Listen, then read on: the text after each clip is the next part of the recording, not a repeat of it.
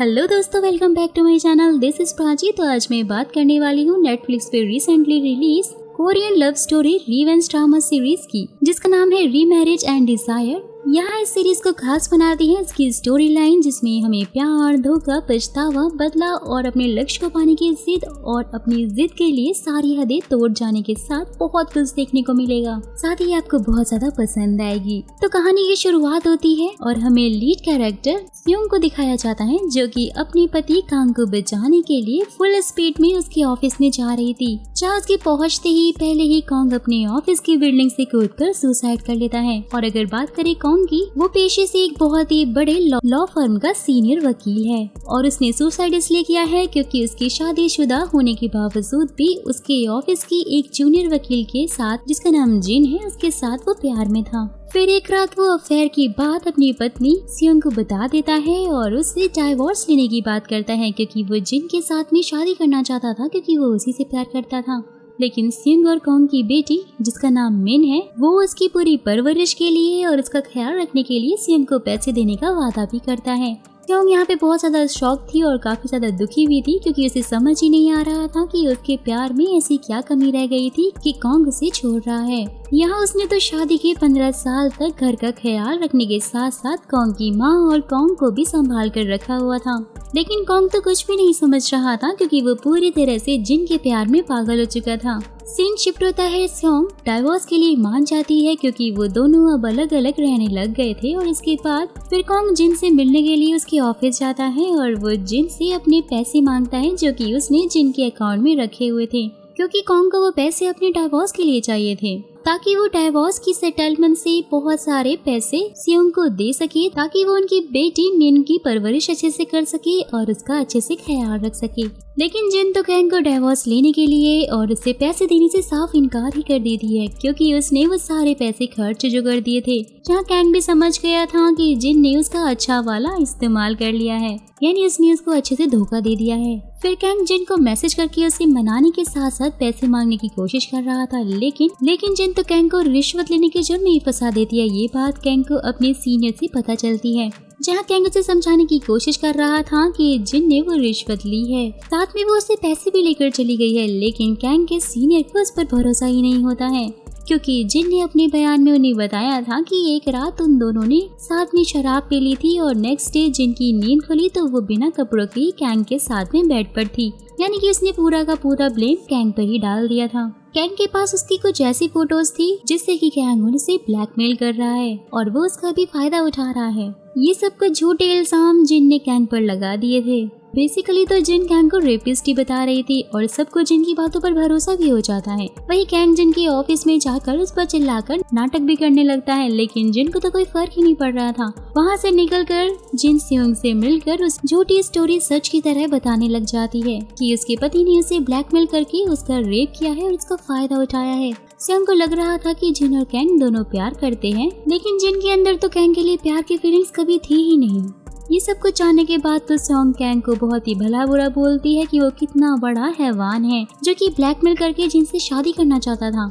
लेकिन कांग स्योंग को समझाने की कोशिश करता है कि जिन उसे पैसों के लिए फंसा रही है और उसने ऐसा कुछ भी नहीं किया है। स्योंग को जिन पर भरोसा था, न कि अपने हस्बैंड कांग पर। फिर रात के टाइम पे कांग को पुलिस वाले कॉल करके उसे कल सुबह स्टेशन के लिए बुलाते हैं, क्योंकि जिन ने उस पर रेप और ब्लैकमेलिंग का केस कर दिया था। देख रहे हो दोस्तों, जिन किस हद तक जा रही है अपने झूठ को सच साबित करने के लिए। फिर कांग अपने सीनियर से मिलकर उन्हें अपने ऊपर हुए केस के बारे में बताता है और उन्हें उनका केस लड़ने के लिए बोलता है, क्योंकि फोन कॉल्स, मैसेज और कॉल रिकॉर्डिंग से ये प्रूफ हो जाता है जिन झूठ बोल रही है। लेकिन कंपनी वालों को इस बात से कोई फर्क नहीं पड़ रहा था कि कौन झूठ बोल रहा है और कौन सच, क्योंकि वो दोनों ही उनके लिए काम करते हैं। ये बात अब मीडिया तक पहुंचती तो फिर जिन जीते या फिर कांग हारे, दोनों में ही उनकी कंपनी की बदनामी हो जाएगी। तो इसलिए वो कांग को समझा देते हैं कि वो उसका ये केस अपने तरीके से संभाल कर उसे किसी और शहर में भेज देंगे, क्योंकि कांग एक बहुत ही बड़ा सक्सेसफुल वकील जो था। लेकिन कांग जिन से शादी करना चाहता था और इसलिए जिन ने कांग को फंसाया है, और अगर कांग शादी के बाद नहीं करता तो सब कुछ वैसे ही चल रहा होता। यहाँ पर इन सब चीजों का कांग पर बहुत ही बुरा असर पड़ता है और कांग पेशे से एक वकील था, तो वो इतना तो समझ ही गया था कि जिन के झूठे प्यार पर भरोसा करके उसने अपनी पूरी जिंदगी बर्बाद कर ली है और साथ ही अपनी शादीशुदा जिंदगी भी खराब कर दी है। फिर वो एक लास्ट बार अपनी वाइफ सियोंग को कॉल करके उसे माफी मांगता है, क्योंकि उसकी एक गलती की वजह से सब कुछ बर्बाद हो गया था। वही कॉल कट करने के पहले सियोंग को मिन का ख्याल रखने के लिए वो बोल देता है। सियोंग को भी लग रहा था कि जिस तरह से कैंग उससे बात कर रहा है कुछ भी ठीक नहीं है। फिर वो ऑफिस के लिए फटाक से निकल पड़ती है और वो कैंग तक पहुंचती उससे पहले ही कैंग बिल्डिंग की छत से कूदकर सुसाइड कर लेता है। How silly in search of gold can lose his diamond. देखा अपने दोस्तों कैसे सोने की खोज में कैंग ने अपना हीरा ही गवा दिया।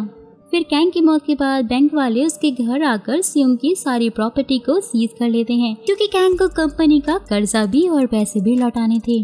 सियोंग के पास अब कुछ भी नहीं था और कहानी एक साल आगे बढ़ती है। सियोंग ने एक अच्छे कॉलेज से मास्टर किया हुआ था और इसलिए वो अब स्कूल में एज अ टीचर बच्चों को पढ़ा रही थी। बच्चे भी सियोंग को बहुत ज्यादा पसंद करते थे। फिर क्लास के बाद सियोंग को एक मैसेज से पता चलता है कि वो रेक्स कंपनी का मेंबर बन गई है। तो दोस्तों अब मैं आपको थोड़ा सा इस रेक्स कंपनी के बारे में समझा देती हूँ। रेक्स कंपनी की बात करें तो ये एक ऐसे मैरिज ब्यूरो की तरह है जिस पर कंपनी का मेंबर बनने के लिए लोगों को भारी कीमत चुकानी पड़ती है। फिर वही हम रेक्स की पार्टी में रेक्स की सीईओ चोई के साथ में शहर के लगभग सारे अमीर लोगों को देखते हैं, जिसमें एक बहुत बड़े गेम कंपनी हिलबुल का सीईओ ली भी अपने दोस्तों के साथ में आया हुआ था। ये एक सक्सेसफुल पार्टी थी, तो चोई की मैनेजर पार्टी के बारे में मीडिया वालों को बताना चाहती थी, लेकिन चोई अपनी कंपनी का प्रमोशन नहीं करना चाहती थी, क्योंकि ऐसा करने से इसके क्लाइंट ये नाम भी सबके सामने आ सकते थे, जिनसे उन क्लाइंट की रेपुटेशन खराब हो सकती है। यहाँ इस बातचीत के बीच में ही चोई से जिन मिलकर खुद को इंट्रोड्यूस करती है, क्योंकि वो भी अब रेक्स की मेंबर जो बन चुकी थी। सच में घोर कलयुग ही चल रहा है। एक बंदे की जान लेने के बाद सब लोग खुद शादी कर रहे हैं और वो भी सिर्फ पैसों के लिए।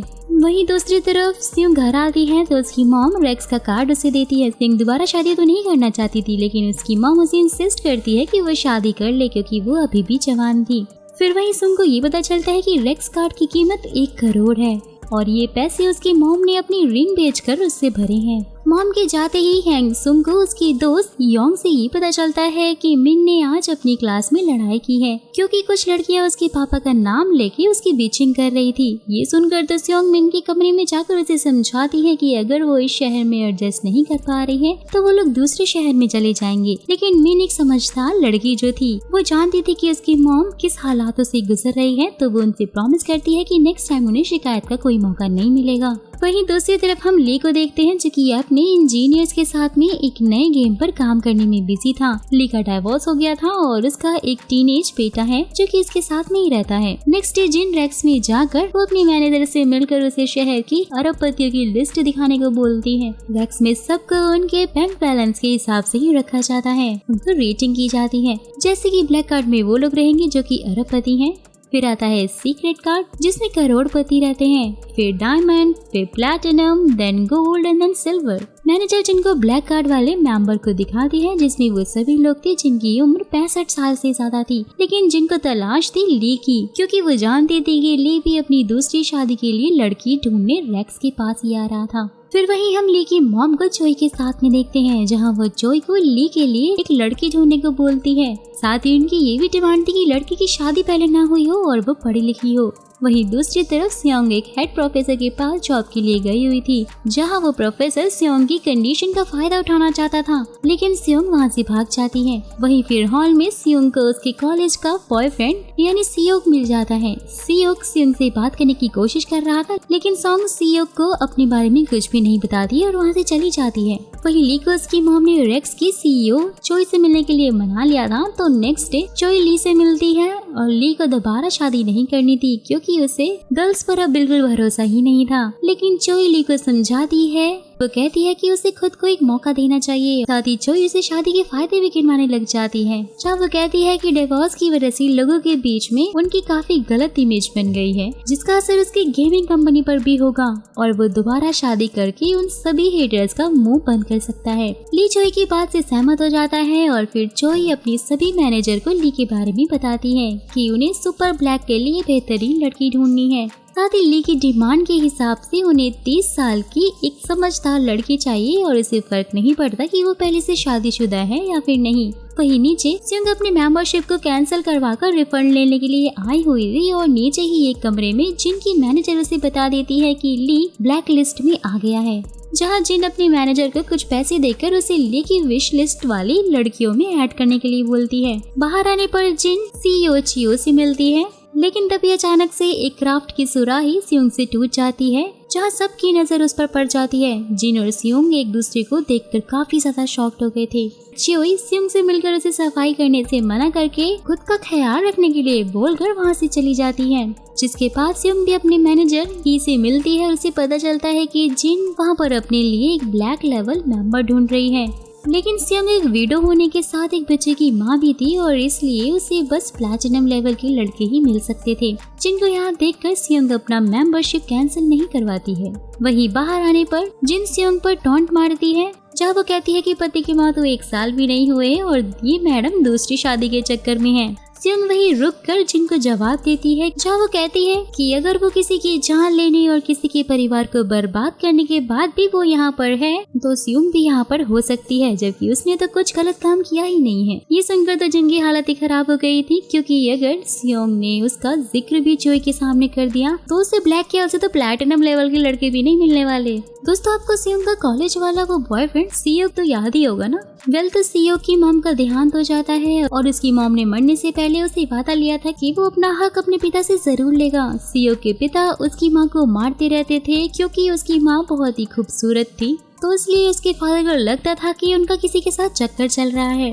वहीं फिर फ्यूनरल में सियोंग से मिलने के लिए चोई आती है, क्योंकि दोस्तों चोई उसकी स्टेप मॉम है। चोई ही वो लेडी है जिससे उसके पिता ने दूसरी शादी की है। सियोंग अपने फादर यानी कि चायोंग का एक लौता बेटा है, जहाँ चोई की बातों से हमें लगता है कि वो दोनों बाप बेटों को दूर रखना चाहती है और इसलिए वो सियोंग और चायोंग से अलग अलग बातें बोलने लग जाती है। वहीं दूसरी तरफ रेक्स में हमारे ली के लिए 5 लड़कियों की प्रोफाइल को मैनेजर ने चूज किया था, जिसमें से चोई को जियोंग और जिन की प्रोफाइल में दम लग रहा था, क्योंकि वो दोनों ही ली की दुल्हन बनने के लायक थी। बात करें दोस्तों जुंग की, तो वो एक प्रोफेसर है, लेकिन जुंग की मॉम बहुत ही बड़ी लीडर है। वही रेक्स में सियोंग आकर फिर उस सुराही के लिए कुछ पैसे उन्हें पकड़ा देती है, जिसके बाद सियोंग चोई के स्पीच को सुनने के लिए जाती है, जहां वो बहुत सारी लड़कियों को शादी के लिए अलग अलग नजरिए से देखने के बारे में बात कर रही थी। फिर स्पीच के बाद सियोंग चोई से मिलती है। चोई सियोंग को सलाह देती है, जहाँ वो कहती है कि अगर उसे किसी को हराना है तो सबसे पहले उसे पावरफुल बनना होगा, कि तभी वहाँ पर जिन चोई से मिलने के लिए आ जाती है। जहाँ सियोंग और जिन के हाव भाव देखकर चोई समझ जाती है कि इन दोनों के बीच में 36 का आंकड़ा है। फिर आगे चोई एक बुक लॉन्च के इवेंट में जाती है, जहाँ ये बुक इवेंट मिस्टर सन का होता है, जो कि प्रेसिडेंट बनने के एक अव्वल दावेदार में से एक है। वहीं चोई को जंग की माँ रीन के बारे में पता चलता है और वो अपनी बेटी के लिए लड़का ढूंढ रही थी। बात करें रीन और उनकी बेटी जंग की, तो उनका प्लान किसी से बदला लेने का है और इसलिए रीन मिस्टर सन के साथ है। वहीं जंग भी अपने लिए एक ब्लैक लेवल का लड़का ढूंढ रही थी, ताकि वो अपनी माँ के साथ में मिलकर अपने बदले को पूरा कर सके। वेल, तो इनकी बदले की कहानी हम आगे एपिसोड में जानेंगे। वही रात के टाइम में सियोंग अपने पिता चायोंग के पास आता है, क्योंकि उसकी माँ के मरने के बाद वो उनके साथ नहीं रहना चाहता था। ये सब कुछ सुनकर तो चायोंग बहुत ही ज्यादा खुश हो जाता है, लेकिन चोई वो तो काफी दुखी हो जाती है, क्योंकि वो तो उन दोनों को दूर रखना चाहती थी। वहीं चोई को रीन उससे मिलने आने के लिए बोलती है। चोई और रीन एक बहुत ही बड़े प्लॉट के पास मिलते हैं और ये सारा प्लॉट चायोंग का है, लेकिन गवर्नमेंट ने जमीन पर रिस्ट्रिक्शन लगाकर रखा हुआ है। लेकिन रीन चोई से वादा करती है कि अगर उनकी बेटी की शादी उनके ब्लैक लेवल के मेंबर यानी ली से करवा दी जाएगी तो वो उसकी जमीन सरकार से छुड़वा देगी। चोई को ये ऑफर मंजूर था। सियोंग को वही प्रोफेसर अपने चैम्बर में बुलाता है जिसने उसके साथ बदतमीजी की थी। सियोंग को अपना असिस्टेंट बनाकर वो उसे एक प्रोजेक्ट देता है। ये सुनकर तो सियोंग बहुत ज्यादा खुश हो रही थी कि उसे अब एक जॉब मिल गई है फाइनली। लेकिन तभी वहाँ पर जिन आ जाती है और उसे ये पता चलता है कि इसमें जिन ने उसकी मदद की है। फिर दोनों एक दूसरे पर शब्दों के तीर चलाते हैं, यानी कि टॉन्ट मारने लग जाते हैं, जिसमें फिर से सियोंग ये जीत जाती है, क्योंकि वो जब चाहे जिन की सच्चाई चोई को बताकर जिन के सपने को बर्बाद कर सकती है। फिर वहीं दूसरी तरफ रेक्स में चोई एक मास्क थीम इवेंट रखती है, जहाँ पर किसी को भी एक दूसरे के बारे में पता नहीं होगा, क्योंकि अभी चोई का सिर्फ एक ही मकसद है कि वो कैसे भी करके ली की शादी जंग से करवा दे। फिर उस पार्टी में ली के साथ में और भी मेंबर्स आए हुए थे, जहाँ पर जिस किसी को भी ली पसंद करेगा वो उसके साथ में उनकी बात को आगे बढ़ाएंगे। फिर पार्टी की नाइट में ही हम देखते हैं कि सारी लड़कियां मास्क लगाकर स्वर्ग से आई अप्सरा बनकर पार्टी में आई हुई थी। सियोंग भी इस पार्टी का हिस्सा है, जबकि पार्टी में तो बस अमीर लोग ही आने वाले थे जिन्हें शादीशुदा लड़कियां नहीं चाहिए थी। तो आखिरकार सियोंग इस पार्टी का हिस्सा कैसे बनी?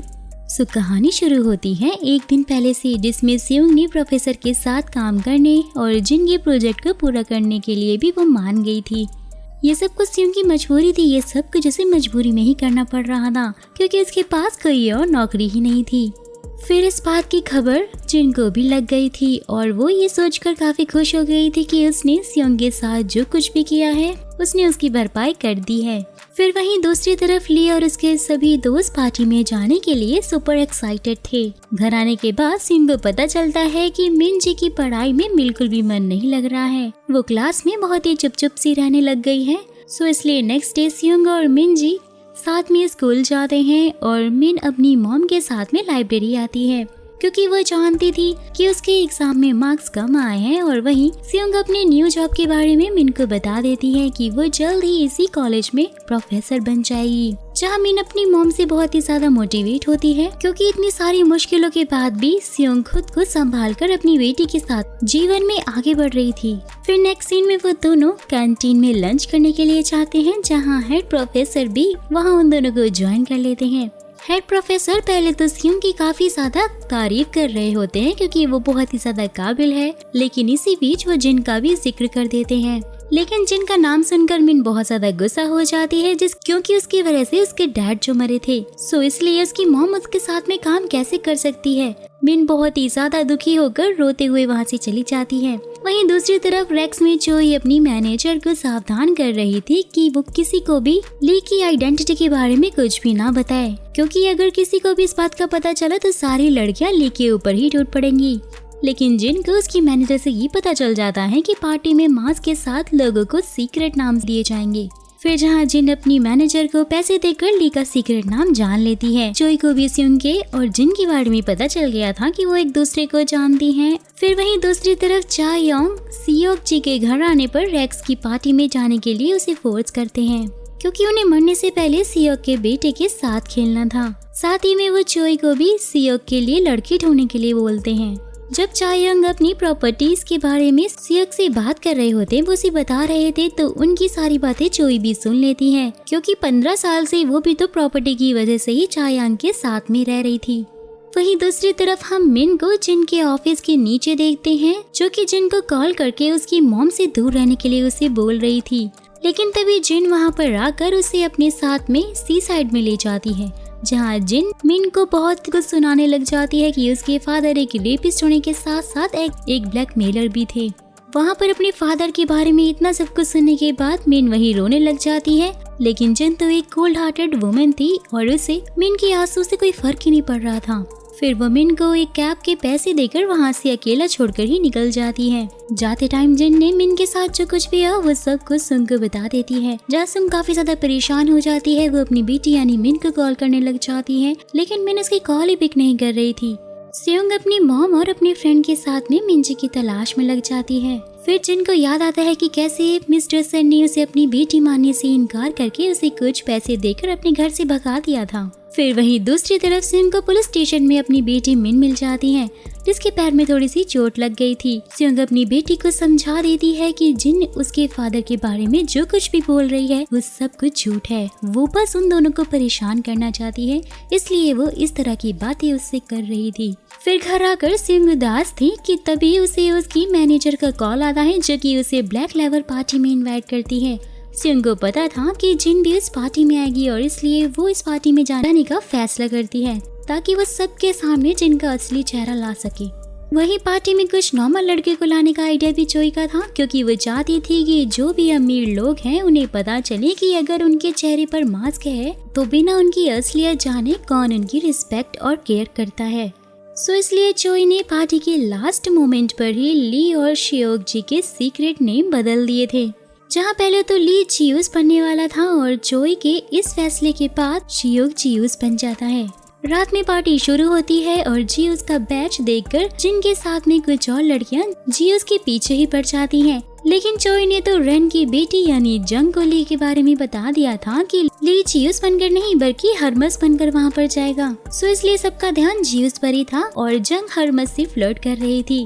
वहाँ पार्टी की सबसे ज्यादा खूबसूरत लड़की जिन ही थी और वो वहाँ पर अपनी अदाओं से सबका मन मोह लेती है। हरमस यानी कि ली भी जिन के करीब जाने की कोशिश करता है लेकिन जिन उसे कोई भाव नहीं देती है क्योंकि उसका सारा ध्यान तो शियोक यानी कि जियूस पर ही था, क्योंकि उसके हिसाब से तो वो ली है यानी कि वो बहुत ही अमीर है। फिर वहीं जब जिन डांस करके जियूस को रिझाने की कोशिश कर रही थी तभी सियोंग जिन का टैटू देख लेती है और वो समझ जाती है कि वही जिन है। जहाँ इन सब के बीच हमें ये भी पता चलता है कि ली की एक्स-5 का चक्कर ली के पार्टनर यानी कि जय के साथ में चल रहा है। वहीं दूसरी तरफ पार्टी में जिन पूल टेबल खेलने के बाद जियूस के साथ में एक शांत जगह पर आ जाती है ताकि उनमें नजदीकियां और बढ़े, लेकिन ऐसा कुछ हो उससे पहले ही वहाँ सियोंग आ जाती है। फिर आगे ली और जियूस एक दूसरे से मिलते हैं और पार्टी के बाद बिना मास्क के मिलने का प्लान बनाते हैं। वही बार काउंटर पर ली की मुलाकात पहली बार सियोंग से होती है। बातें करते ही वो एक दूसरे से काफी ज्यादा कनेक्ट हो गए थे और उनके बीच में सबसे पहले जंग आ जाती है और उसके साथ ही बाद में जियूस भी आ जाता है। जहाँ जियूस की आवाज सियोंग को उसके एक्स बॉयफ्रेंड सियोक की तरह ही लग रही थी। वहीं हमें ये पता चलता है कि सियोक बिना कुछ बताए सियोंग की लाइफ से गायब हो गया था। जहाँ जियूस होगा वहाँ तो जिन जाएगी ही जाएगी। फिर वो बार काउंटर के पास आकर जानबूझकर गिर जाती है तो उसे उठाने के लिए जियूस और ली दोनों ही हाथ बढ़ाते हैं, लेकिन जिन को तो सिर्फ जियूस का सहारा ही चाहिए था क्योंकि वो समझ रही थी कि जियूस ही ली है जो कि काफी ज्यादा अमीर है और वो तो उसी को फंसाना चाहती थी। फिर पार्टी के एंड में रूल के हिसाब से सबको एक जगह बैठकर पहले अपनी आइडेंटिटी सबके सामने बताकर उन्हें पार्टी में कौन पसंद आया है ये बताना था, जिसके बाद रेक्स के मैनेजर उन सबकी डेट को फिक्स कर देंगे। जहां एक एक करके सभी लोग अपना मास्क निकालकर अपनी आइडेंटिटी सबके सामने रिवील करते हैं, जिनमें से जिन ने भी अपनी आइडेंटिटी सबको बता दी थी। फिर बारी आती है सियोंग की। सियोंग को पार्टी में देखकर जिन के तो पसीने ही छूट जाते हैं क्योंकि सियोंग इसकी सच्चाई सबको बताने वाली थी, लेकिन तभी एक कपल आपस में लड़ने लग जाते हैं क्योंकि वो दोनों ही हस्बैंड और वाइफ थे, जहाँ दोनों एक दूसरे को बिना बताए ही रेक्स का मेंबर बने हुए थे। घोर कलयुग है भाई, घोर कलयुग है। जहाँ फिर उनकी लड़ाई की वजह से चोई माफी मांगकर पार्टी को खत्म कर देती है और सभी लोग वहाँ से निकल जाते हैं। जाने से पहले चोई सियोंग को फिर से कल ऑफिस में बुलाती है क्योंकि उन्हें सियोंग की सच्चाई को जानना था। वहीं दूसरी तरफ पार्किंग में भी जिन जियूस के पीछे ही पड़ी हुई थी, लेकिन जब जियूस अपना मास्क निकालता है तो वो शॉक हो जाती है क्योंकि वो ली नहीं बल्कि सियोंग जो था। जहाँ तभी उसके सामने से ली जाता है और जिन को अपनी गलती समझ में आ जाती है कि उसने जिसको पार्टी में बिल्कुल भी भाव नहीं दिया था वही ली था। वहीं दूसरी तरफ रेक्स में चोई अपने 2 मैनेजर को जॉब से निकाल देती है क्योंकि उन्हें अपने क्लाइंट की डिटेल्स पर ध्यान नहीं दिया था, जिसकी वजह से उनकी पार्टी खराब हो गई थी। जिनके घर पहुंचने के बाद भी वो सदमे में ही थी और उसे अपनी मैनेजर से पता चलता है कि इन सब के पीछे किसी और का नहीं बल्कि चोई का ही हाथ था, जिससे कि जिन समझ जाती है कि अगर उसे ली को हासिल करना है तो उसे चोई से हाथ मिलाना ही होगा। वहीं दूसरी तरफ ली का बेटा जुनहो अपनी मॉम को बहुत ज्यादा मिस करता है कि तभी उसे पता चलता है कि उसकी मॉम उसके फादर को चीट कर रही थी और इसलिए उन दोनों का डिवोर्स हुआ था। फिर जहाँ जुनहो की दादी उसके लिए काफी ज्यादा परेशान भी हो रही थी। वहीं दूसरी तरफ रेक्स में पार्टी के रिजल्ट आ गए थे जिनमें ली ने सिर्फ सियोंग को ही चुना था और बाकी सारी लड़कियों ने जियूस को ही। साथ ही जियोंग ने भी चोई के कहने पे किसी को भी नहीं चुना था। चोई अपना मास्टर प्लान बना रही थी जिससे कि ली की शादी जुंग से हो जाए, क्योंकि अगर ऐसा होता है तो जुंग की मॉम यानी कि रेन जो एक बड़ी लीडर है वो चोई की जमीन को सरकार से उसे वापस दिलवा सकती है। तो फिर अब जब जिनको सब कुछ पता था कि ली हरमस बना हुआ था तो उसने जियूस की जगह हरमस को चुन लिया था। लेकिन तभी चोई से मिलने सियोंग आ जाती है। सियोंग की बातें सुनने के बाद चोई सियोंग को दोबारा समझाती है कि जहाँ वो कहती है कि अगर उसने अपना बदला जिन से लेना है तो उसे ताकतवर बनना ही होगा, क्योंकि अगर वो जिन को अपने ब्यूरो से निकलवा भी देती है फिर भी जिन ली को फंसाने के लिए किसी और वेडिंग ब्यूरो के पास जाएगी। फिर जैसे ही उनकी बातें खत्म होती हैं, जिन चोई से मिलने आती है, जो कि उन्हें बताती है कि वो मिस्टर सन की नाजायज बेटी है। मिस्टर सन प्रेसिडेंट बनने ही वाले थे, तो इस बात का फायदा उठाकर चोई अपने मकसद के लिए उसे यूज करती है। चोई भी जिन की मदद करने को तैयार हो गई थी और वो मिस्टर ली के पास जाकर उन्हें समझा देती है कि सियोंग एक बच्चे की माँ है और इसलिए उन्हें जिन से मिलना चाहिए और उसी से शादी करनी चाहिए। जहाँ पहले तो ली काफी ज्यादा शॉक्ड थे, क्योंकि पार्टी में जिन ने तो उन्हें जरा सा भी भाव नहीं दिया था और इसलिए ली जिन के साथ में डेट पर जाने के लिए इनकार कर देते हैं। फिर वहीं दूसरी तरफ कॉलेज में सियोक और सियोंग मिलते हैं, क्योंकि दोनों ने रेक्स की पार्टी में एक दूसरे को पहचान लिया था। फिर वही सॉन्ग सियोक को जिन की पूरी सच्चाई उसे बता देती है कि जिन की वजह से ही उसके पति ने सुसाइड कर लिया था। इसी बीच हम देखते हैं कि जुनहो को कोरियन लैंग्वेज में बहुत ही कम मार्क्स आए हैं, जहां उसकी दादी उसे होम ट्यूशन लेने के लिए बोलती है।